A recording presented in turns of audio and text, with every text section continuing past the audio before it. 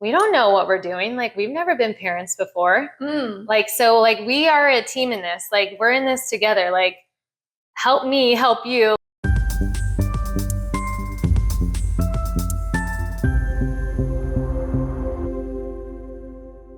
Hey everyone, thanks for joining me. My name is Reesa and I'm your host. We are talking to real families about real stories here on The Real Family Eats, where we've got food for thought and thoughtful food. So let's eat.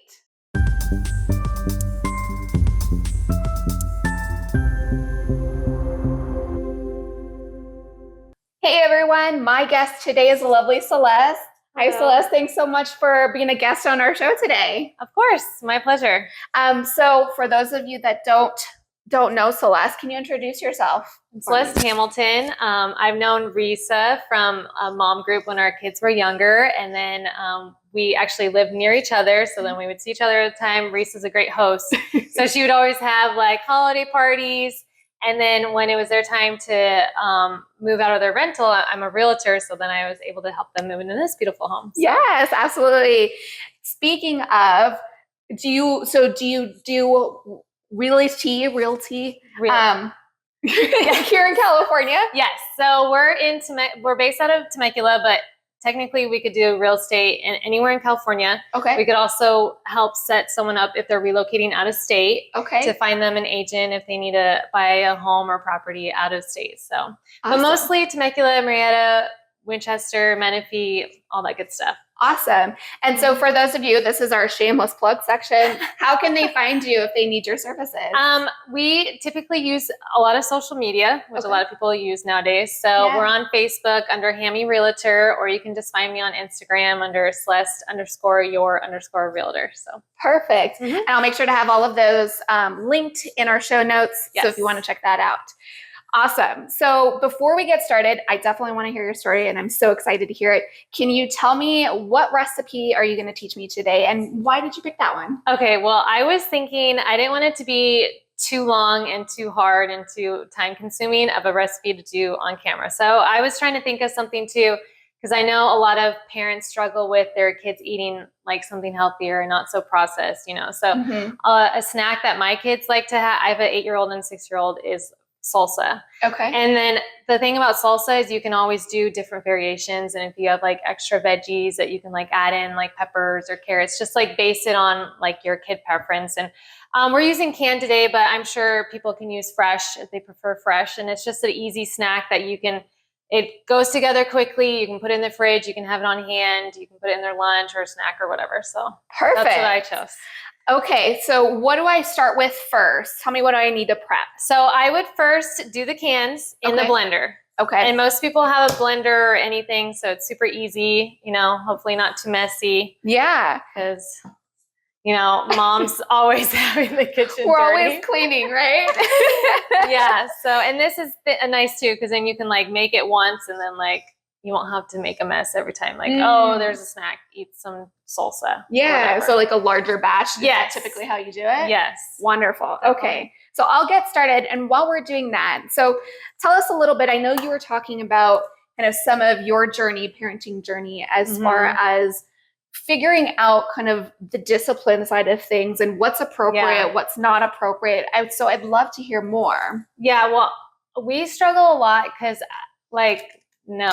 unbiased, I feel like our kids are pretty smart. Okay. And so our son's turning 9 next month, and then our daughter is 6.5. But I think knowing what expectations and standards to have for them, you know, obviously boys and girls are different growing up, and boys, you know, have a little bit more, they can't control their impulses so much.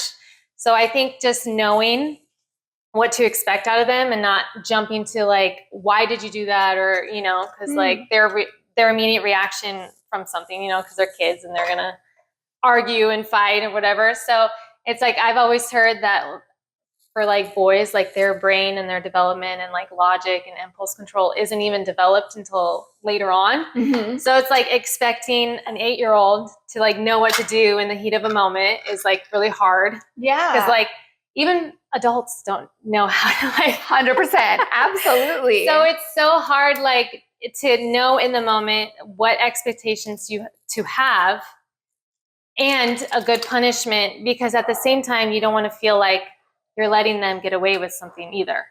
So it's like, I don't know. So finding that balance. Yeah, finding that balance and knowing like where to hold them accountable and what punishment is appropriate, and just not feeling so frustrated by it and just feeling like they should know better. Because like maybe they actually don't know. Like it's not their fault. Like, yeah, you know?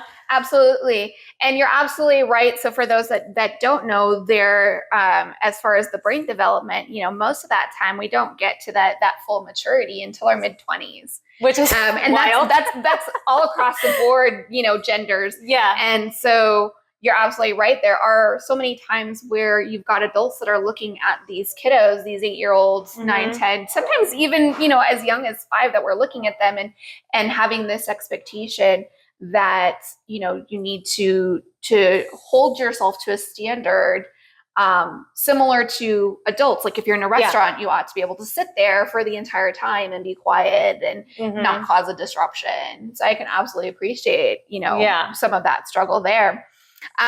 Before we chat more, okay, so I've got, am I blending this? So no, you add it all. Okay. So we have, so throw in the onions, throw in the salt, let's juice maybe just like 1 lime, and then because we can taste it, and then always add more. Perfect. And then depending on like your heat level, I normally do like half a jalapeno, but definitely de-seeded. Yeah, you can always add more or less, and then you can rough chop the cilantro because it's going to get blended anyways. Perfect. Okay.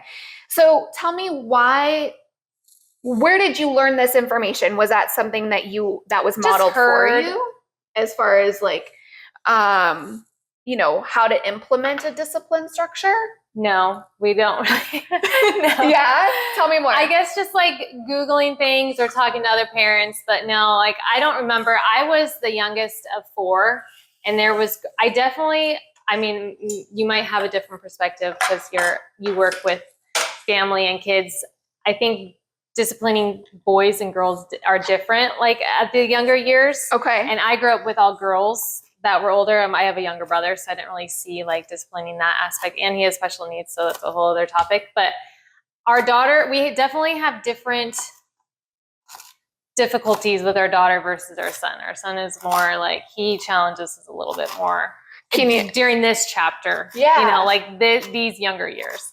Like she's easier. She likes to be more of a people pleaser. Like she doesn't want to push the boundaries, push the limits. You know, she likes rules and all that. She likes to follow that.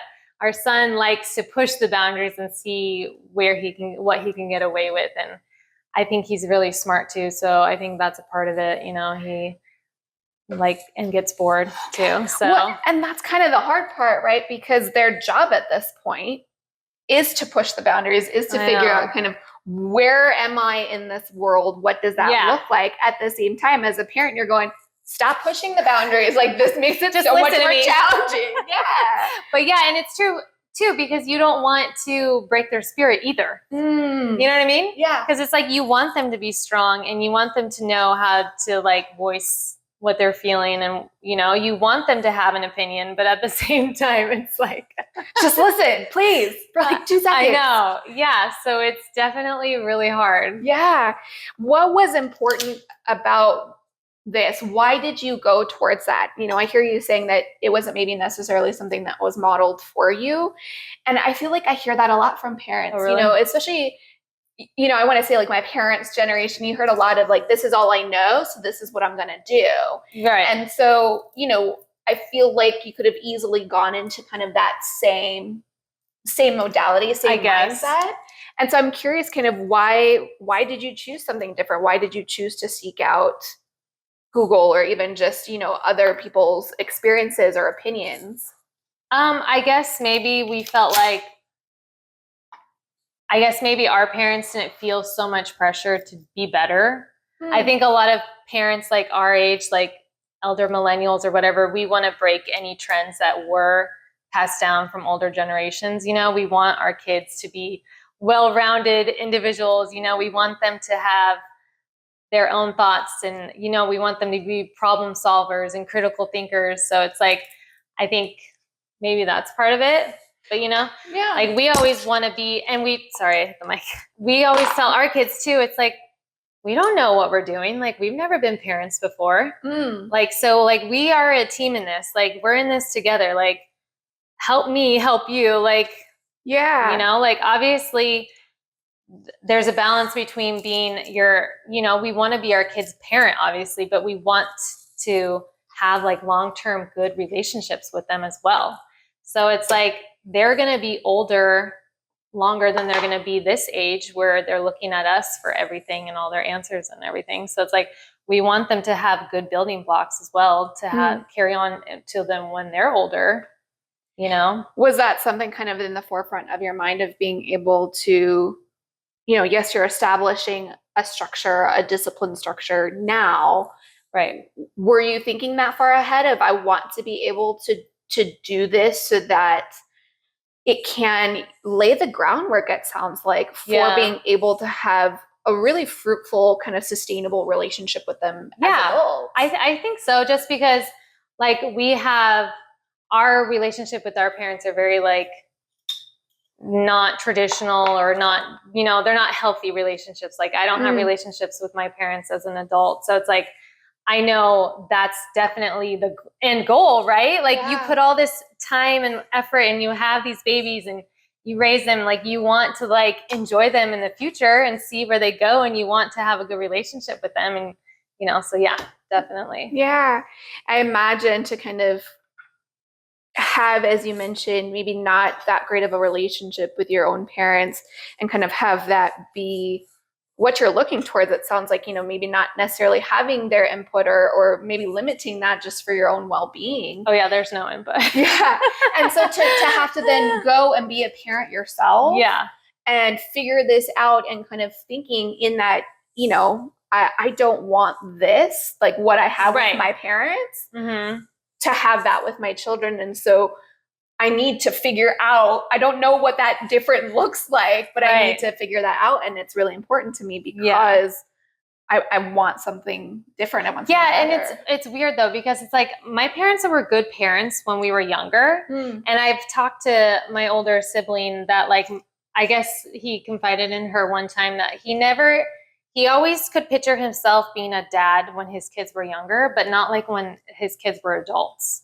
So it's like, I don't know if that's where the disconnect is, but because we did have like decent childhoods. Like, I don't feel like I have a lot of childhood trauma or certain things. I mean, I'm sure I do, just like not as like evident as other people. Like you can see like, oh yeah, this is what caused this. Like for the most part, they were present, they were together. Like we had a stable home environment, so you maybe had like that, what society says is kind of cookie cutter. Right. Yes, exactly. But as far as like being an adult, like it's completely absent. So it's like, so as far as that, like they had a good childhood, but I don't know what I took or didn't take from their parenting as like parenting us. And I was the youngest of 4. So it's like, for me, I just saw a lot of what my siblings were going through. I'm like, oh, I'm not going to do that, or I will do that. So it's like, I feel like I didn't have to be parented as much as my sisters. Gotcha. I don't know if a lot of people experience that are on the younger end. Yeah. Do you feel like you miss that relationship and being able to have them involved in that way? No, because I know that they wouldn't be capable of having a healthy relationship. So I'm not missing out on that. Like, obviously, if I could have it my way and change who they are, but it's like, that's not reality. So no. Absolutely. I imagine that was not an easy kind of reality to accept. Yeah, it's taken time. Yeah. So I know that that's something that I've heard many parents kind of struggle with, because there is maybe this expectation of, again, what this family structure is supposed to look like, ought to look like, and to then kind of stray away from that. I mean, that takes a lot of courage, a lot of just gusto to be able to trust that and say, you know what, I'm choosing my health and my well-being in this moment, and I'm choosing my family's health and well-being. Yeah, I think that's like a key thing too, because people might have like family and support in their life, but is it healthy support or is it like toxic support? Yeah. Because a lot of people say like they grow up and they're like, well, they're family. Like you need to have them in your life. Or I think on the opposite end of the spectrum, family does treat family a certain way because they think they can get away with it because they're like, well, we're family. You know? I mean, almost that it's just that conditioning, right? We've been doing this pattern of interaction for so long. This is kind of what we know. Yeah. Instead of feeling like, well, I can choose my family, you know, like, and blood doesn't make family. And like, that's obviously a big thing in our family because it's like, I'm my kid's a birth mom, but I'm not their biological mom. So it's like blood, and at the end of the day, doesn't mean anything. So. Yeah. What is that a conversation that you have with your kids? We've always from the get-go have been super honest with how they came to be, you know? So we haven't been because our kids were asking the other days, I don't know where the topic came up about getting a baby or how does where does a baby come from? They're starting those questions. Like, oh, maybe when you're older, we'll talk about that. But yeah, they know, like, obviously we needed an outside source to conceive them and have them. But we've always been super honest with them. And I try to tell, our daughter so much hasn't asked a lot of questions. She's just I think maybe she's just younger and goes with the flow more, but our son has been more like, well, I kind of want a dad or I want a brother. It's either a dad or a brother, you know?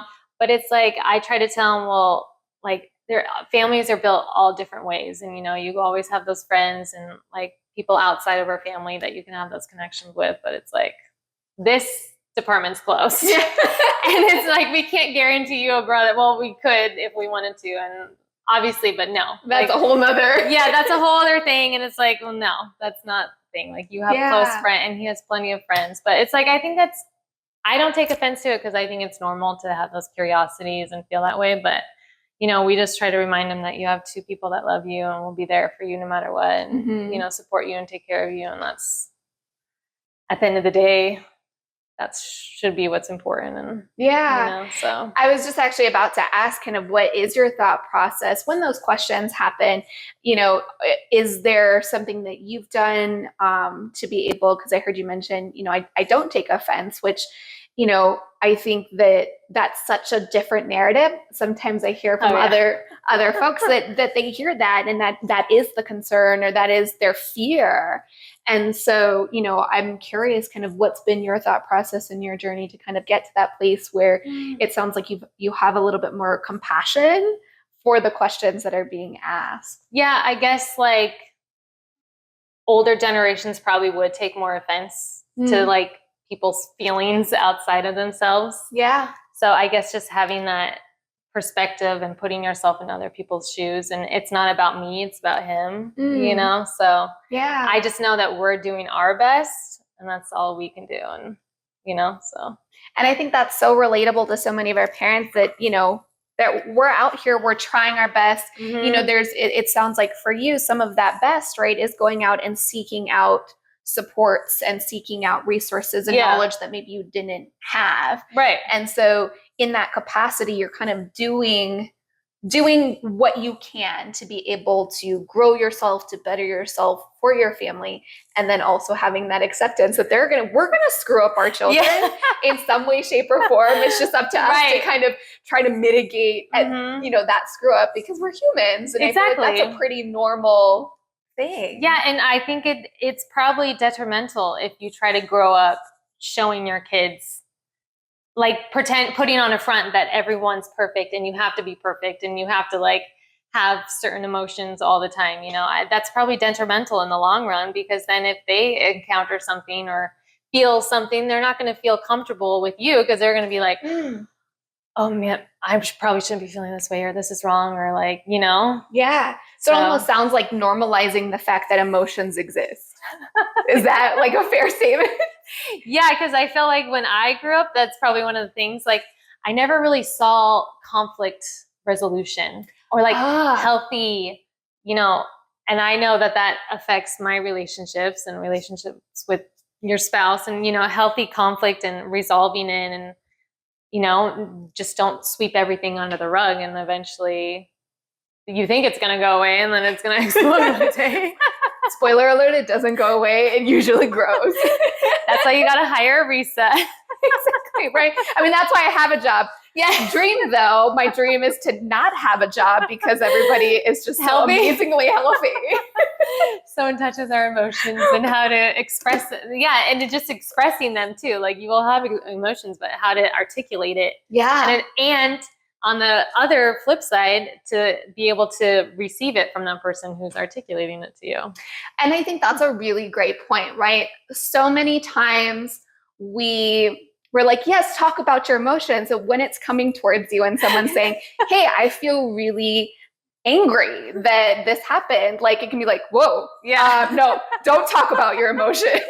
I don't like this. Yeah, exactly. Yeah, so, that's so true. But I think just recognizing it and understanding it and like giving each other grace too, and just know that it's a constant thing. Yeah. That you have to work towards. Like I've been with my wife for how many years? I don't know, 16. And it's a constant, like, constantly, like, it's not like it gets easier because you've been together longer, but obviously in raising kids too, and different chapters of those kids' needs that, that plays a part in all the relationships happening in the house and, just understanding and being open to that criticism and reflecting on yourself. Okay, what can I do? Or what do you need? What do I need? And so. Yeah, absolutely. And I think I really love kind of that, being open to the criticism and being able to see it as an opportunity to grow rather than like a personal attack and kind of a failure on your part. Yeah, because it is hard to not feel that. Absolutely. Obviously, that's like people's like initial reaction. So it's like, check yourself. And I think there's absolutely ways, right, to present the complaints, because that's kind of what I say a lot, is that true. Criticisms and like character attacks, like those are things that we want to adjust, right?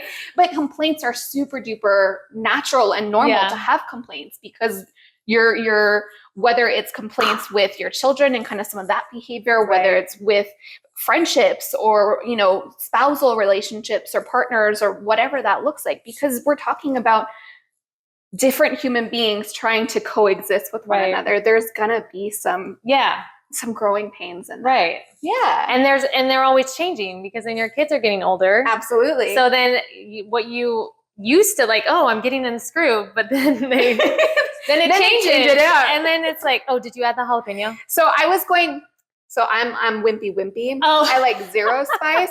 So I'm gonna do half of this and then I'll add the jalapeno because, Josh loves spice. So he'll have all of these and you'll zero. All right. And don't blend it too much. Pulse it at first, because I don't know how your blender works, and then we can see the consistency. And obviously everyone can change it how they want it. Yeah, absolutely. Yes, mine is fairly strong. I'm not sponsored by NutriBullet, but hey, if you want to, I'm available to chat.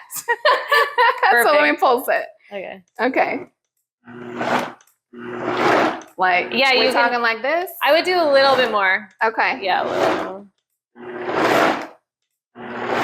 And we can always check do a sample chip. But that looks kind of good. Okay. So I'll pour a little bit of this and then I'll blend it a little bit more with the jalapenos. And you can just roughly chop. Okay. And we can always see if you need to add more lime or salt. It's pretty easy.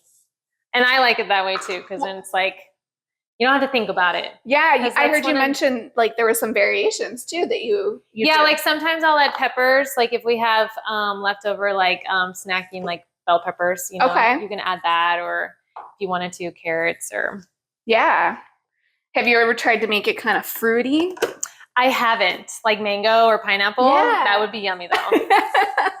That would be, especially in this heat wave we're having. I love a good tropical anything. Well, it's your roots, I'm sure.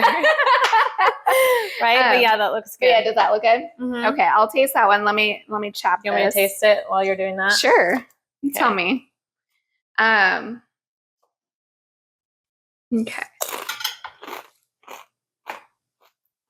It's good. Yeah. Probably a little bit more lime. Okay. And maybe some more salt. But I'm with Josh. I don't like too spicy, but I definitely want a little bit of spice. But this would be great if your kids too. What about Yeah. your boys? Do they like any spice or no? So Makoa can handle a little bit heat. I think he can handle a little bit more than he gives himself credit for. But my Malachi is just like me. It's like a little bit. It's like, oh no. But you know, again, I blame some of my own family trauma on the reason why I don't like heat. That's a story for another day. It was forced on you. So it used to get put. I used to suck my thumb. My grandmother taught me how to suck my thumb because she used to babysit me. Like self-soothe. Yeah. And they wanted me to stop. So they put hot sauce on my thumb. So that's fine. But you were old enough to remember that too? Oh yeah, I knew. Oh geez. I knew about it. That's rough. For sure. But yeah, so I'm curious. Oh, add a little bit more lime, yeah. A little bit lower. Yes, yeah. That's right. And so what does, because I heard you mention kind of going back to discipline and making sure that it's something that's kind of age appropriate almost. And that the expectations, it sounds like, are kind of age appropriate. Did I hear that correctly? Yes. And it's like, we've tried to Google like what punishments are appropriate. And a lot of times too, I've read like you're not supposed to do punishments.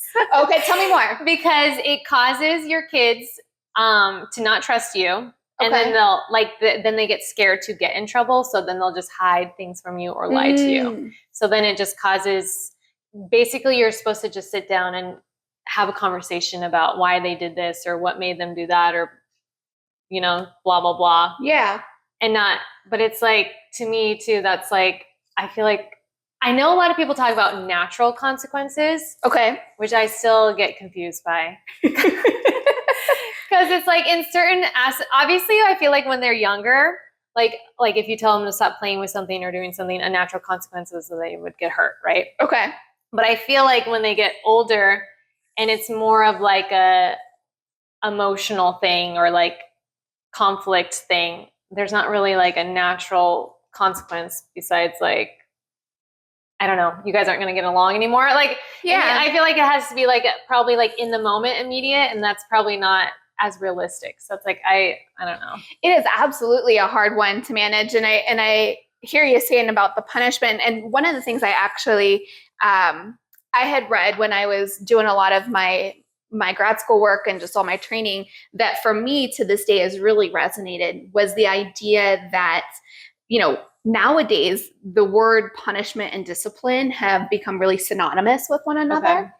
And they were saying the word discipline actually kind of root word was meaning to teach versus like punishment being like, here's just like, I'm going to, you know, take something away. Yeah. Flogging, you know, like to do a harsh, you know, thinking back in the old days kind of deal. And so kind of that idea of like, are there ways to tease out, you know, discipline being something very separate than thinking of it as punishment, and doing it from that lens of how can I teach them skills, kind of like you were talking about, those skills for the future versus like in the right now. You know, for example, I know that, you know, there are many generations who might choose to kind of do any kind of like a spanking or something like that, for example, you know, and the idea there is that it generally has a really immediate effect, right? You know, because they're like, oh, I don't want to do that. So they stop. Right. However, does it necessarily teach them for future? Right. Because, you know, when they're out in the real world, they do something in their job that's maybe inappropriate. Their boss isn't going to spank them. I mean, they might try to, but that's inappropriate. That's an HR thing. So make sure you get that checked out. But, you know, in general, that's not necessarily the teaching lesson. And that's not really a sustainable punishment. You're not going to be spanking your high schooler. And could you imagine that? No. Especially like for those that are like twice your size, like trying to like. No. Yeah. And so, you know, kind of reframing that and like, how can I teach, like you said? And so maybe it does include a little bit more of that, like problem solving conversations and kind of meeting them where they're at emotionally. Yeah. And then saying, okay, like I totally appreciate your emotions. And then that does sound really frustrating. What are some other things that we could do with our frustration instead of just, you know, pushing our sibling or, you know, whatever that looks like. Right. Exactly. That's so true. Yeah. Okay. So let's blend up this guy with your spiciness. Yes. And then, do you want to add salt? Yes. Let's add some salt. Yes. When I make it with my son, he always likes to test the salt and be like, Needs a little bit more salt. Is he your taste tester? Yes. I swear, I've got amazing kitchen helpers. I really think it's because when they're kitchen helpers, they get to be taste testers, and that's the best part, right? Well, yeah, and you make lots of yummy foods too. So. Well, and I love learning more, so I'm so excited. Okay, let's pulse this guy. Yeah, you can probably pulse them a lot. There we go. You really need it. You can probably even. Oh, it's because I didn't have it on. There we go. Yeah, because you gotta blend in that jalapeno in there. You don't want big chunks? No. Okay, let's try it out. Let's try the difference. So this is the safer Reesa. It'll probably be. I wonder if we'll see the color difference, and that one's blended a little bit more. So there you go. Oh yeah, you can definitely see. But yeah. Do they eat stuff like this, chips and salsa? Your boys? Absolutely. Or? So it's gonna be a hit. We've got some. Do they have the heat? Yeah. Is it better though on the salt and lime? Were those jalapenos from your garden at all, or no? No, we don't have. Since I don't eat them, I don't grow them. I only grow stuff I'm gonna eat. Yeah. If you wanted to blend this one up, you could if you wanted. It just to your preference. I'm good with like a little chunkiness. Okay. So I'm curious for those that like maybe disagree or would prefer that your kids were quote unquote more well behaved, right? And how do you navigate that out in the real world to be able to kind of stand true to your beliefs and it sounds like your values while also battling the looks, the unsolicited comments. Like if you have to like do like punish or any of that. Correct in person, not punish. Correct. I think that's funny that you bring that up though, because we were at a party a couple weekends ago, and there was our son didn't make a great choice, but obviously, like there's no innocent party in the situation, Absolutely. right? But my wife was really good about just dealing with it right then and there, and like he wasn't in trouble, but he needed to step aside and think about what he did or what he can do different. For sure. And she handled it right then and there. And there was a couple moms who were like, wow, I can't believe you just like did that right here. Normally I like just don't deal with it until later. And then it's like interesting. So I think just knowing like people are going to judge either way. Cause like obviously maybe if we didn't do anything, people would probably be like, oh, why aren't they handling their kid? Yeah, right? I can appreciate that. Versus like just handling it in the situation, maturely, like obviously not, you need to read the room, like do what's appropriate in the moment. But so I think just knowing that people are going to probably judge you one way, even though moms shouldn't judge each other, we're all doing our best. Right. Well, maybe having a little bit more compassion for all of us parents that again, it's, but yeah. And it's like, I'm thinking, well, if you don't handle it in the moment, like I'll forget for sure, and your kid's going to probably forget too. It's kind of like a really fair point. I don't want to compare kids to dogs, but it's kind of the same thing. Like if you don't correct the dog in the moment, they're not going to remember. Yeah. So it's like, just knowing that you have to, you don't want them to get away with it, but people are going to look at you or, and hopefully the more you do that, the less times you would have to do it. And I think that's exactly the point right behind that idea of the teaching is that we're teaching that hopefully, like you said, we're decreasing future stuff. So yes, maybe there's growing pains and it is a little bit more uncomfortable because you're having to, like you said, kind of in that moment amongst a party, kind of sit down with your kiddo and kind of have a real talk with them. But that hopefully in the future that's, decreased because they've learned the skills. They've kind of been able to have a grown-up who's willing to dialogue with them about what their emotions were, what are some alternative ways that we can manage those emotions. And here, now we can apply it to all these other situations, because I imagine, the feelings of frustration, the feelings of sadness or anger, with Inside Out too, now all the other emotions that they're helping teach the kiddos, that hopefully those are things that are likely going to show up at another point in their life. Mm-hmm. And I think you're so right of being able to then teaching them now for that future. Right. Yeah. And I think it's good too that like the parents, like as you're a team and you support each other, you know, like, so I was proud of my wife in that moment to just like handle it, you know, because I think sometimes I'm better at other situations and she's better at other situations, and, you know, just supporting each other and being on the same page and showing that like you're in a united front to your kids too. So. Was that a conversation that the two of you had prior? Like you went into it making decisions like, hey, this is how we're going to handle the discipline? I guess I guess not a formal conversation. Okay. I guess just like knowing each other and like being on the same page in general. So, but yeah, I think it's probably always a good idea to, you know, have a conversation prior. But I mean, I think the fact that you folks, it sounds like, are willing to kind of vibe off of each other, support each other, even if it's maybe not the exact way that you would handle it, you know, being able to still show that appreciation and show that gratitude for them showing up and being willing to walk with you on this journey. Because if you have that support, I mean, not everybody does. Right. Yeah. And so, absolutely. And, you know, being able to then say like, thanks for even just showing up for me and being able to do this, because parenting is, I mean, that's just the overwhelming thing behind this podcast, right? Parenting is so hard. And I don't think like you talk to people who have older kids, like I think it's just hard in different ways. So it's like, we're just in it. Yeah. For the thick of it, the long run, you know? So It's like. And I think, you know, yes, we're in the thick of it now for this particular milestone. But then when we hit the next milestone, we're going to be in a different kind of thick. I know. Yeah. And then same thing when they're adults. I imagine kind of that care and compassion for their well-being and for their thriving success isn't necessarily going to go away. No, and it's probably harder in certain ways because you don't have that control anymore either. Yeah. You know, but you still have to be like on the sidelines, like, you got this. Yeah, like even if they're making choices that you wouldn't necessarily make for them, you know, you can't make it for them, obviously. You got to let them learn too. Yeah.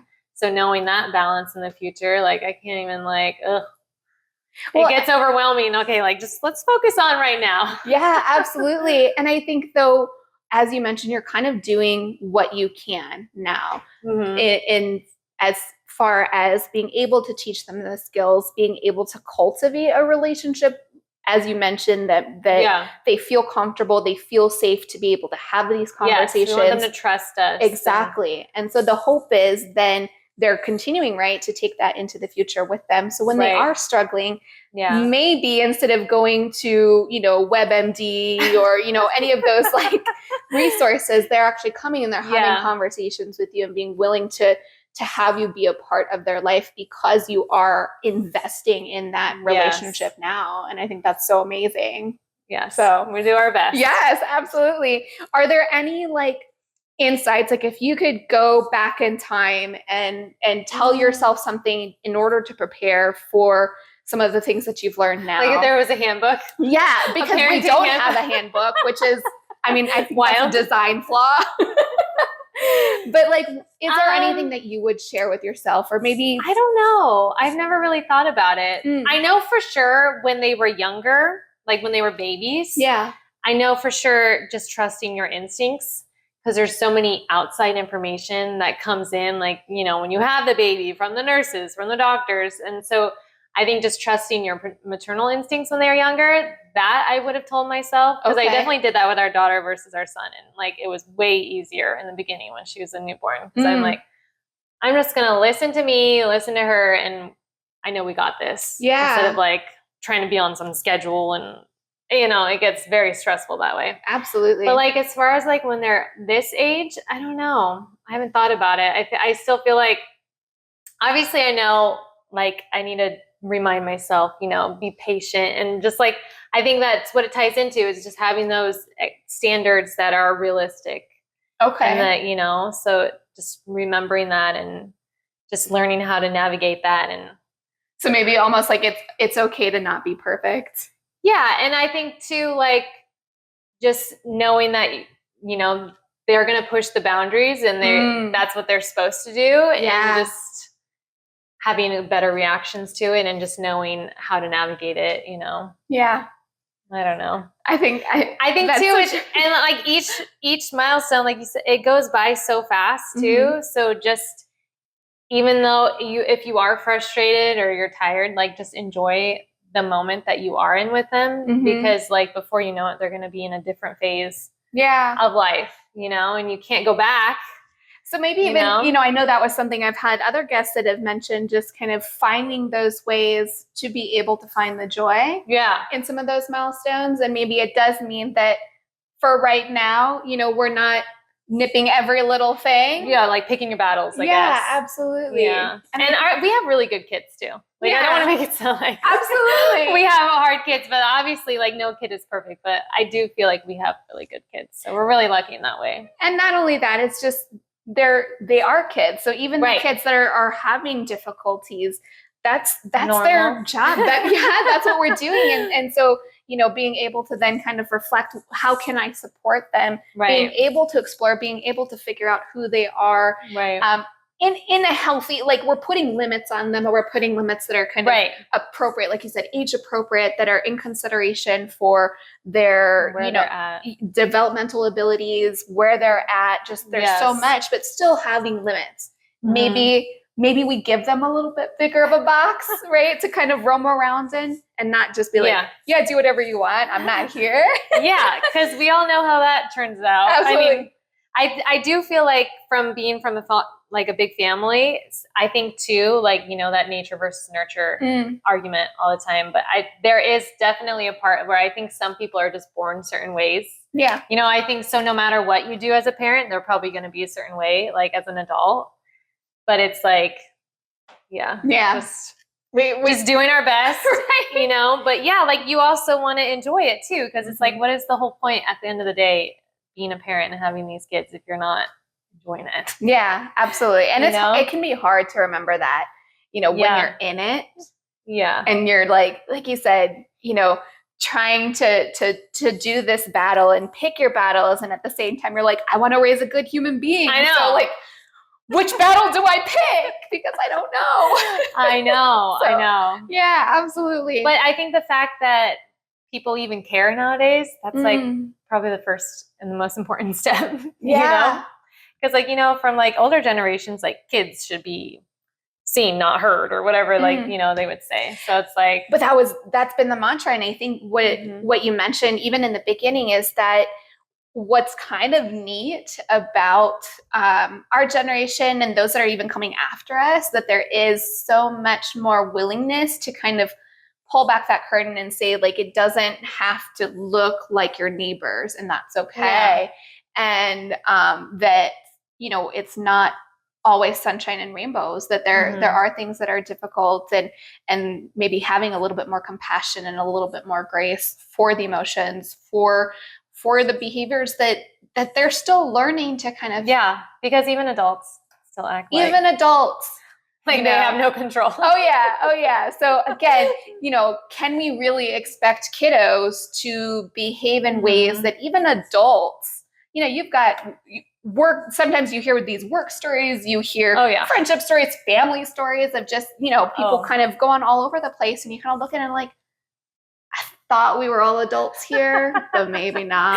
Right. Exactly. And then at the same time, we're expecting our kids who have more of, an excuse, like, for lack of a better word, to be able behave to kind of, not have all those filters, because they're not necessarily developed enough to have those filters, to have the rationalization and the logic to go, oh, if I do this, this is what's going to happen. Yeah, exactly. So, I totally makes sense. And I so appreciate you being willing to chat with me today and share a little bit about your story and helping pull back that curtain and being the change that we want to see. Of course. So, thank you so much. Yeah.